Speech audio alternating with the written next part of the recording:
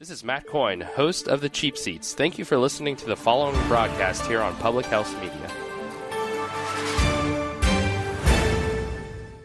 This is Ryan Pierce, host of Completely Serious here on Public House Media. Thanks for listening to the following broadcast on Public House Media.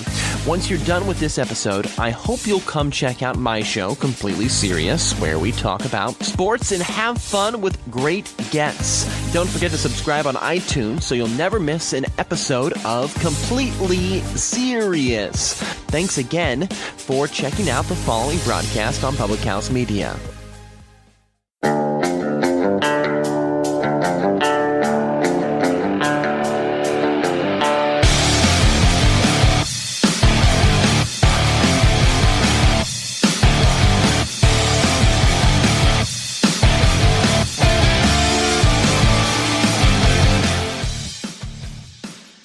Everyone, welcome to Beauties and Headcanons, where we're nerdy and you probably are too. This is Emily, and I'm here today with Lindsay and Elisabeth, and we're here to talk nerdy to you. Thank you so much for tuning in today, and also make sure to download and subscribe to Beauties and Headcanons on iTunes or wherever you listen to your podcasts so you never miss our nerd talk again. I have to make an oops apology to you guys because I totally biffed last week.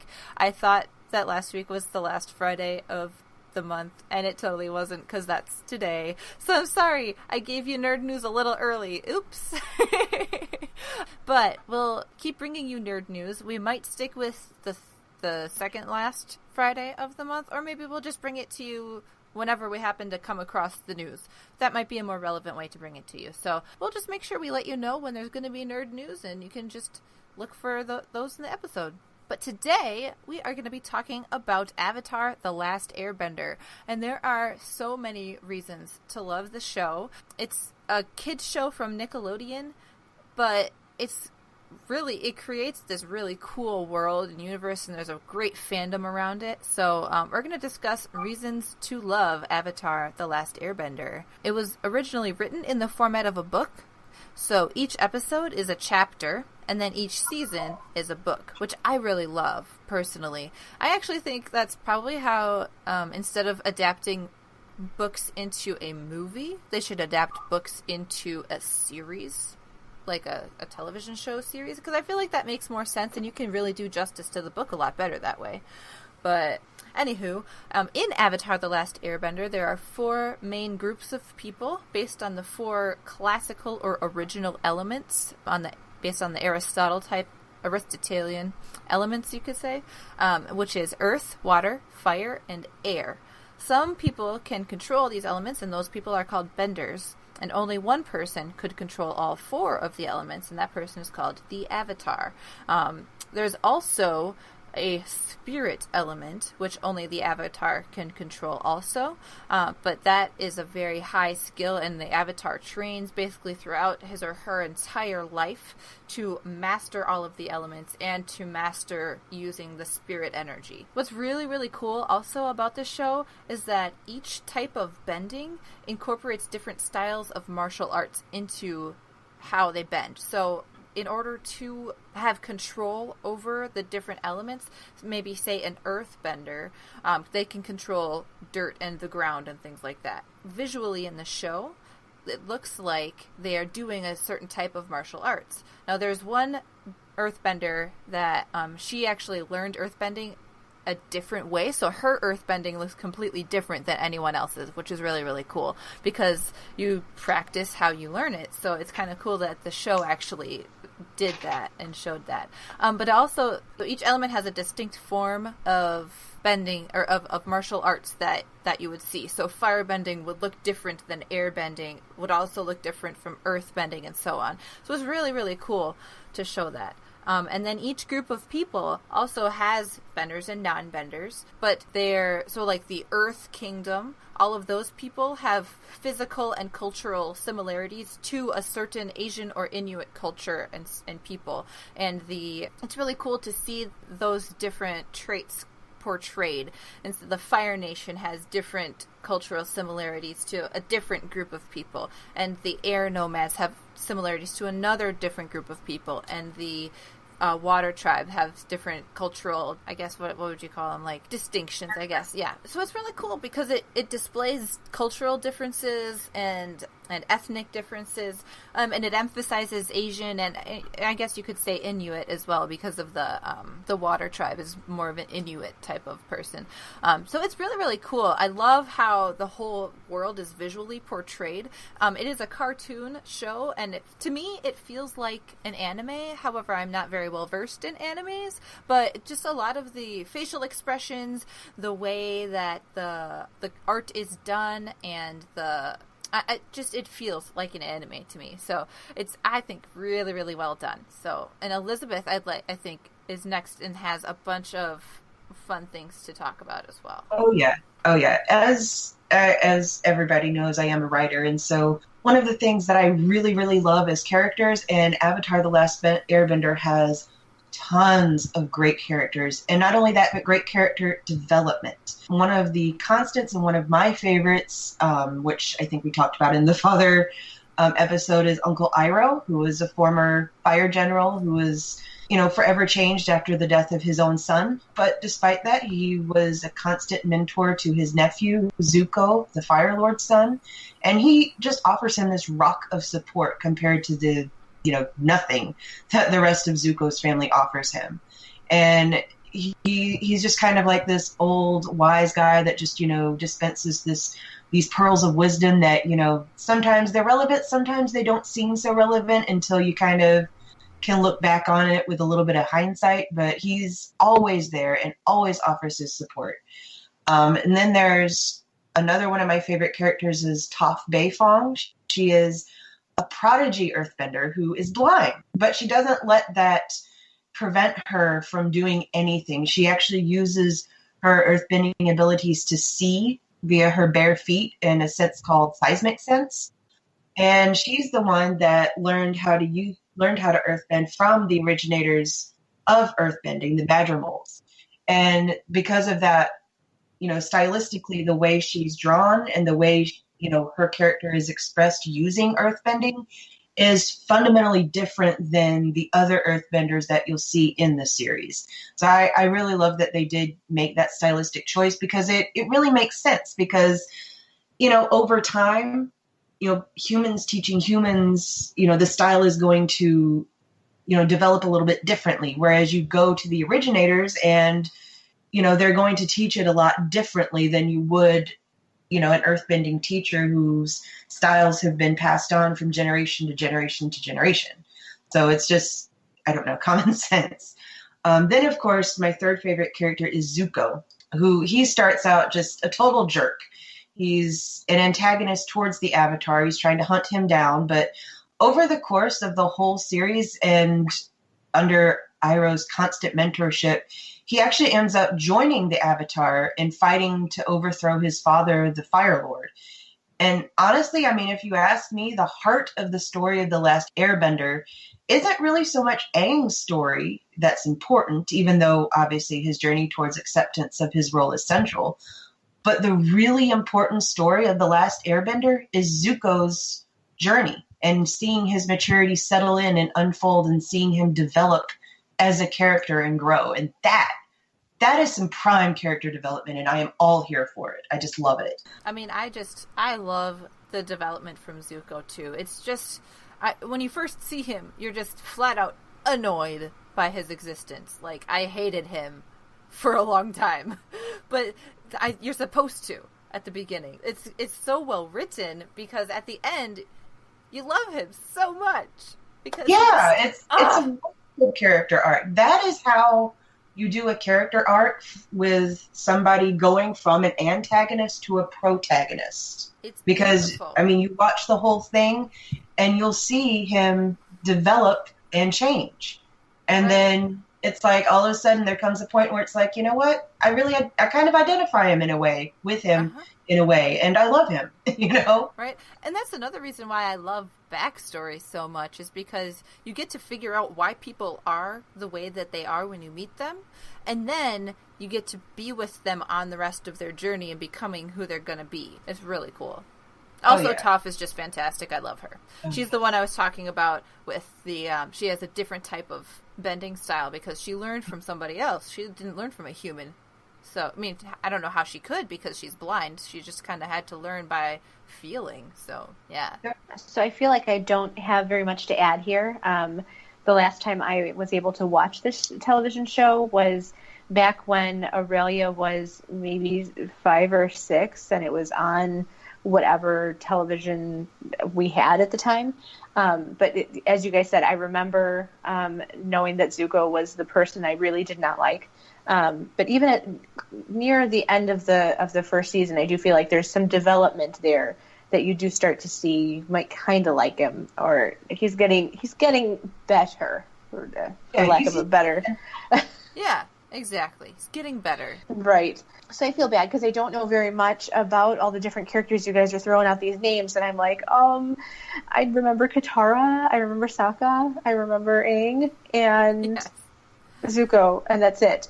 So I essentially saw the first season 5 years ago. Katara is awesome, and one of the things I love is that she is the only waterbender of the Southern Water Tribe. So part of their journey is going to the Northern Water Tribe so that they can find somebody to teach Aang and further teach Katara waterbending. And when they get up there, they find that the society is very patriarchal, where, only the boys are taught, like, actual waterbending, and the girls are taught, like, healing things to go along with waterbending, but they aren't really taught a whole lot. And Katara just, like, totally shows up their instructor, like, no, like, I am here, I want to learn, you're gonna teach me. And she just completely overthrows this whole society just because she wants to learn. But I love that about her. She's awesome. Yeah, she knows who she is, and she won't take, she won't take anything from anyone. And I think I kind of remember that. I think I remember that happening because she doesn't. So Aang is the last airbender. So Katara is the last waterbender. Not the last one. Southern tribe. Right. There's two different water tribes, and so she's got to go find somebody who can teach her. Yeah. Okay. Yeah, because her grandma isn't her mom. They're not waterbenders, and the women in the Southern tribe seem to have the gene more often. I guess I don't know, but yeah. Oh wait, no, I remember. Wasn't her mom from the North? Yeah, her mom was from the North. That's right. Okay. Anywho, that's a side plot story, so sure, we'll leave that as it is. Okay. And the second thing I absolutely love about Avatar: The Last Airbender is the content. One of the things I think that has made this series endure is the same reason that Batman the Animated Series has endured.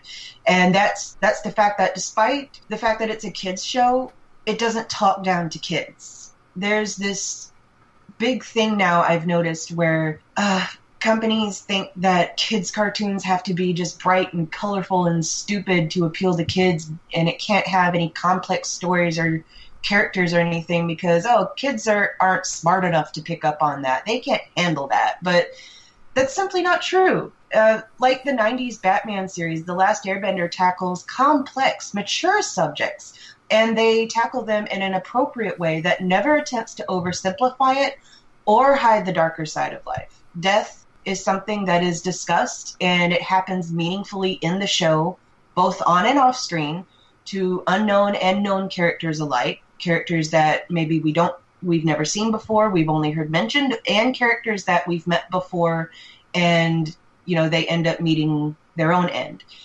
Genocide and its effects is a huge topic that's tackled early on by Aang, learning about the deaths of all the other airbenders. And later on, something that I think is also very important, the series even shows normal, everyday Fire Nation people, and they show how they're indoctrinated against everyone else and manipulated and abused by their own government just as much as the other nations are, showing that there's a difference between an evil, corrupt government and the people that inhabit that country, which is, I think, an important point that not all adults even understand. That's true. And this is particularly rings true for me, but even seeing toxic, abusive, familiar relationships is present. And I love that they they show this in multiple ways through Zuko's family because, it shows kids that this is real. It's not normal, and it's okay to feel the way you do about toxic friends and family, and you don't have to have a relationship with them if it's unhealthy for you to continue it. There's just this enduring theme of friendship throughout the whole series, and it's great that they show the kids both sides of the same coin, where they show a healthy side to relationships and they show an unhealthy side, because it kind of gives kids a template for what to look for in their own relationships, be it with their family, with their friends, or even romantic relationships down the line. Yeah, it's really awesome. One thing I really love about it is they show that healthy relationships don't always stay happy all the time. Because, you'll hear the little, 5-year-old or 10-year-old kids oh, they're not my friend anymore because they said something I didn't like. Okay, but you can get past it and forgive each other and still be friends after that. And I loved that. And, all the main characters, Aang, Katara, Sokka, and even Zuko and Toph, they all go through a lot together. And especially Aang, Katara, and Sokka, they don't always agree. But they still end up being friends. And it's okay to have disagreements as long as you can have a mature discussion and view about it. So I love that. I think there's also kind of something to be said about having your own opinion and knowing where your stance is in your relationships with other people too, because there are lots of children out there who will just do what the stronger personalities do. And these three all have very strong personalities and strong goals as to where they think they're going. So I do feel like I remember at least one disagreement between Sokka and Katara and Aang where they all didn't agree, but they all had very clear ideas of what their motivations were. And that's the really cool part too for younger kids, is not necessarily letting someone steal your show. Yeah, exactly. Everybody has their own individual things they want to do, and you don't have to be a follower. You can be your own person, even if your friend wants to do something else. That's okay. It also shows that just because, you and a friend may have different opinions and see things differently, that doesn't mean that the other person is necessarily wrong. It just means that, they're a different person. They have that different opinion for a reason. It doesn't make that opinion invalid. It's just different. Yeah, exactly. So Lindsay did some research here, and I think she wants to hit us with a couple fan theories, which we may or may not agree with. Speaking of agreeing and disagreeing. So Lindsay, hit us with a couple of theories here. Well, there's quite a few out there. As we've said, the show's been around for quite some time. The first one I wanted to talk about is bending being a result of genetic lottery or genetic engineering.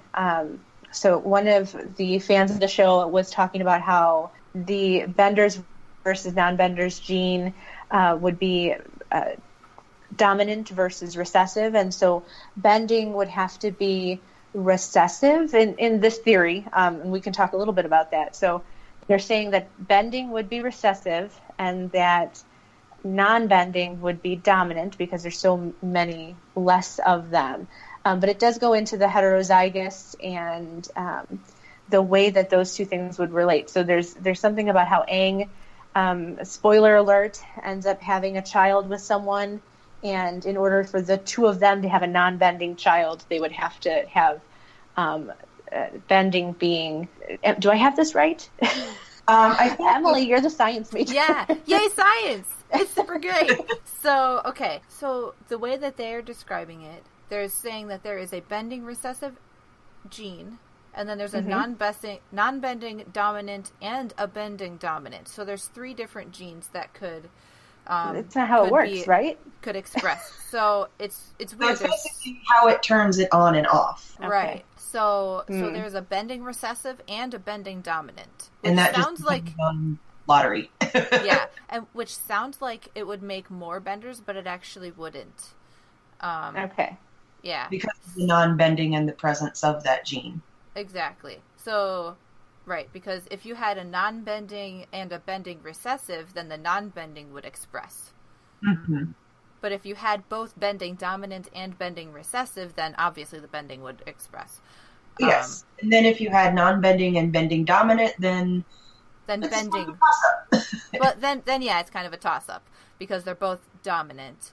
Yeah. So you could be like a weak bender.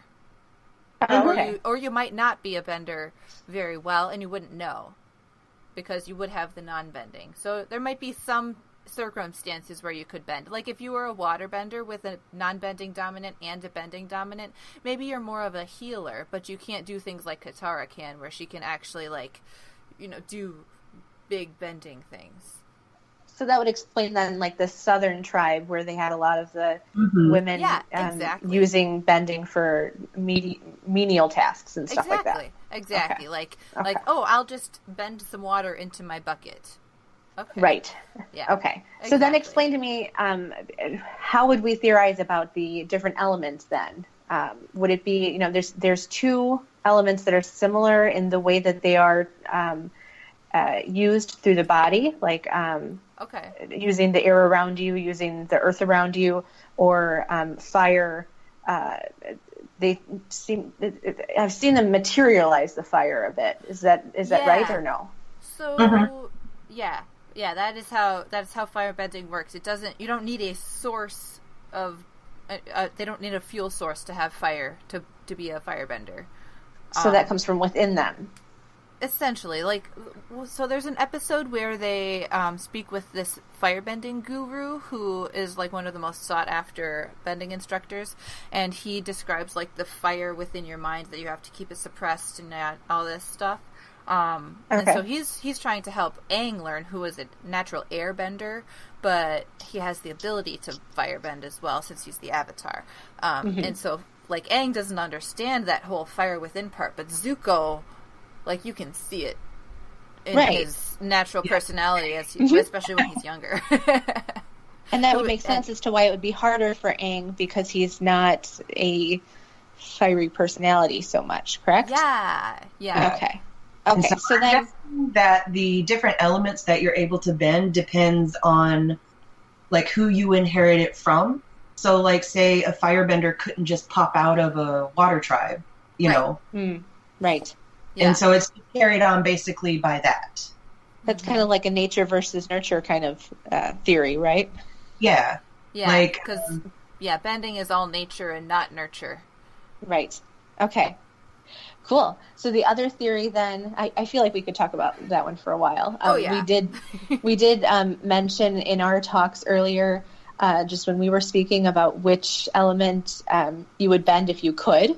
Can we share that real quick? Because I think it was pretty cool. I would be Earth because I love the Earth, and I am a Taurus, and I'm a very classic Earth sign. I identify with a lot of those traits, so I think it just fits me well. And also, Toph Beifong is like one of my absolute favorite characters in the whole series. So, yeah, I would love to be an Earthbender, especially if I could learn from her. That would be really awesome. I, on the other hand, even though my birthday is just a day before Elisabeth's, I actually am not drawn to Earth at all. I would probably least want to be an Earthbender, but I would prefer maybe to be an airbender. Or I was having a hard time picking air or fire, just because fire is really cool. Maybe it's the chemist in me, but I love fire. I'm a little bit of a pyro.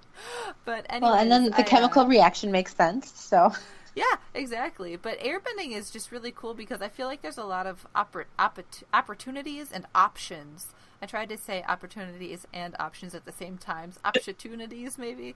I don't know. Anyways, I just think there's a lot of opportunity there and a lot of different options with what you can do.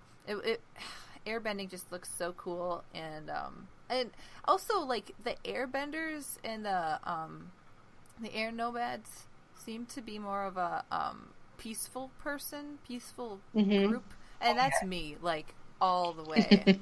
I'm like peacekeeper. Right. Yeah, you were talking earlier about eating them off of different kind of cultures, and I think they kind of base that a little bit off of the Nepal culture, where it's very, very Buddhist and just all about patience and spirituality and stuff like that. Yeah. Well, and you can tell by the way that most of the airbenders and the air nomads dress. They dress like Buddhist monks, most of them.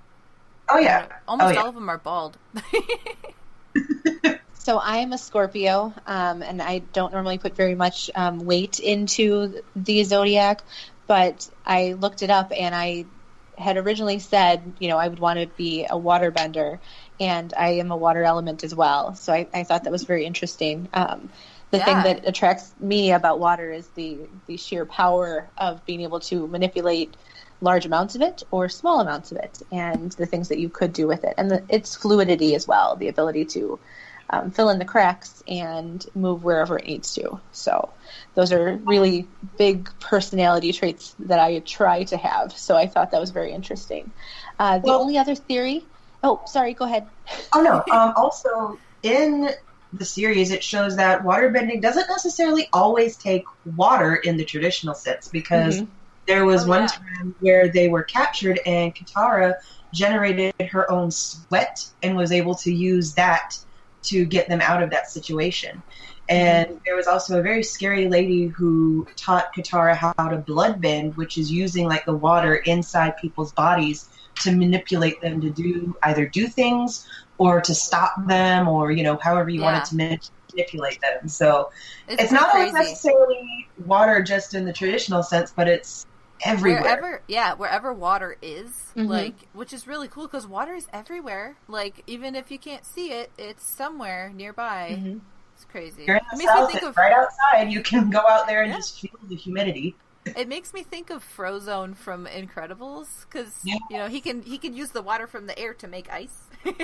I love it. Oh my goodness, crossover. Oh my, what Frozone is a... There was one other theory that I wanted to really quick talk about.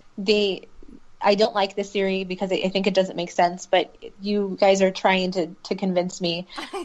It's that the Avatar universe is it after Pokemon or before Pokemon? It says before. So it says that Pokemon's just hundreds of years in the future. So Pokemon is evolved from Avatar. I think it's really interesting because the original history of the world of Avatar was that only the spirits could do the bending, and there were certain creatures or things that could bend, and humans learned from them. And then, according to the theory, like the spirits took those abilities away, so they only left the creatures that could potentially bend, and so that's kind of what became Pokemon, like after some period of time and some evolution and everything like that. Yeah, it's like I think it's interesting. I like it. I think it's interesting because like all the Pokemon then would be like spirit creatures and spirit animals, kind of existing and running in the wild. Yeah, and there's that makes sense. Creatures with the abilities that they have. So okay, give me a second. I'm just not as imaginative as you guys are. The Avatar universe is where the spirits ordained creatures to have element bending powers. Yes. Yeah. Okay. And then the theory is that in what transcribes between then and the Pokemon universe would be that the spirits got angry with the humans, so the humans didn't have the ability to bend anymore, but the creatures still did, because obviously they didn't abuse it or do whatever the humans did. And so then Pokemon people who own or search for Pokemon or fight with Pokemon, they aren't abusing the powers of the creatures. You see where I'm going with it? I just feel like that's... That. I don't know. The creatures themselves aren't really abusing it because they're being forced. Yeah. More. No, not the creatures themselves. So the people that are the Pokemon trainers are the ones that are forcing the different animals. So in a sense, it's just using your resources. Yeah. Okay. I still don't like it, but... Like, well, whatever, I don't care. All right. You can still have your own opinion about it, Lindsay. It's okay. I know. Well, and in the Avatar universe, there's a list of original creatures that had these powers. So, and animals that you don't normally think of. So, dragons, badger, moles. I think there was some other things as well. So I get it, and I love the lore behind it. I just feel like I would rather have a cool dragon eel unagi thing instead of Squirtle to manipulate something. Well, yeah. So, Well, those are only there's starters, though. You could get Yeah, a Gyarados. Exactly. Basically, There you go. kind of Yeah. thing, more or That's less. That's the whole point of getting different Pokemon and evolving them into their ultimate evolution. I don't know. so we've officially taken our Avatar episode and talked about genes and Pokemon. So I think we're good. I think we've covered most of the nerd bases here. All right. Well, thanks for getting nerdy with us today. So why don't you guys talk nerdy to us? Would you be a bender or a non-bender? And which nation would you be from? You can find Beauties and Headcanons on Facebook, Twitter, and Tumblr to share your nerdy topic suggestions. Subscribe to this podcast and others from Public House Media on iTunes, Spreaker, iHeartRadio, and wherever good podcasts are found. Also, don't forget, we do have a store at thephmedia.com. Just click on the little store link, and we do have our individual show merch, anything from iPhone covers to bags to T-shirts. You can rep our show however you like.